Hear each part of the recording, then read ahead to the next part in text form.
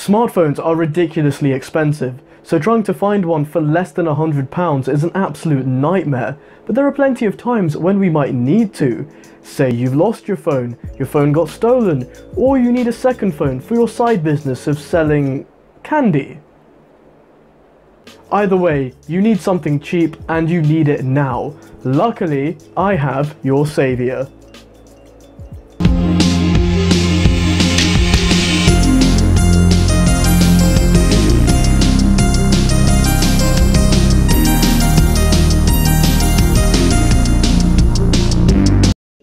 This is the Samsung Galaxy S7. Priced at £60 for a used handset in good condition, it's cheaper than most screen replacements. Not to mention, it's one of the greatest smartphones of all time. To find out why that is, we will look at three specific areas: design, cameras, and convenience. You'll get what I mean by that a bit later on. Let's begin. Built with a metal frame sandwiched in glass, this was one of the first Samsung phones to look and feel like a high-end flagship. The use of premium materials meant that the phone had some considerable weight to it as well, and that's a good thing. Given the fact that most smartphones these days have the same design language, you won't feel like you're downgrading at all. It's also noticeably smaller than most current phones. Although this is down to personal preference, I welcome the smaller size. It's much more manageable and I can actually reach every part of the screen with ease, instead of having to perform thumb yoga every time I want to check my notifications.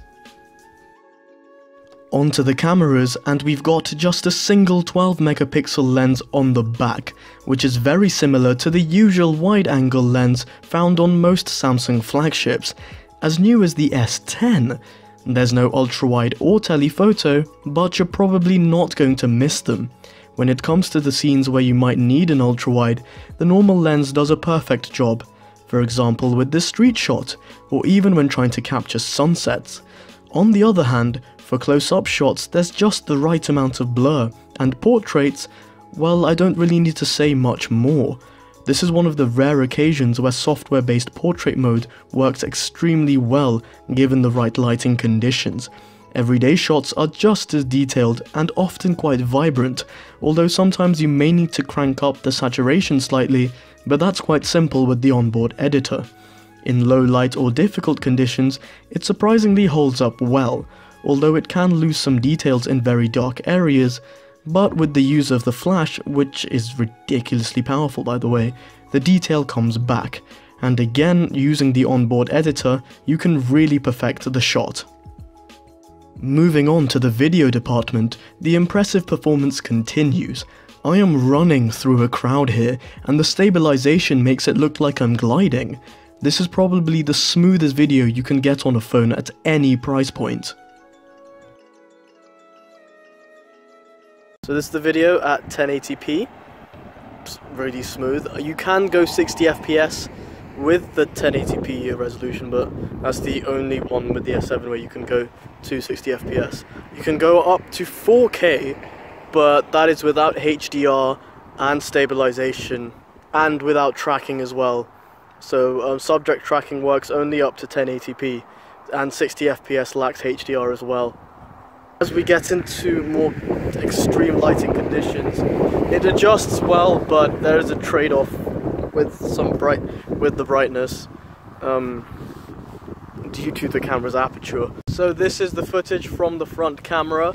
It's got the same resolution as the rear, but it can only go up to 1080p at 60 FPS as well.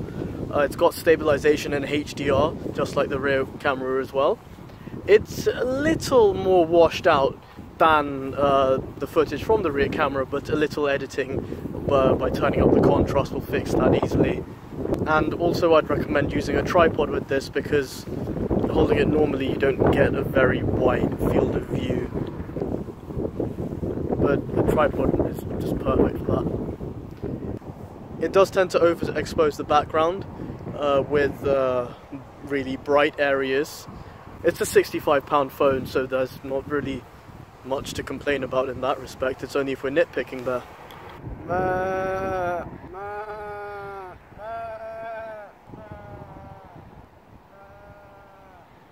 Coming to convenience, here's what I mean. It has IP68 water and dust resistance, NFC, fast charging, wireless charging, a headphone jack, and a super fast fingerprint scanner.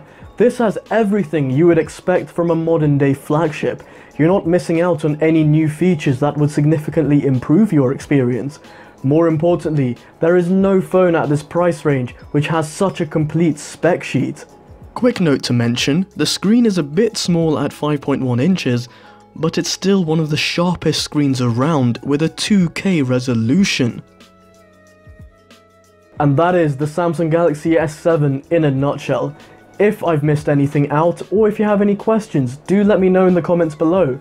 If you are watching this at 2 AM, I have a lot more content for you to binge. Hit subscribe and head on over to my channel, but for now, I'll see you later.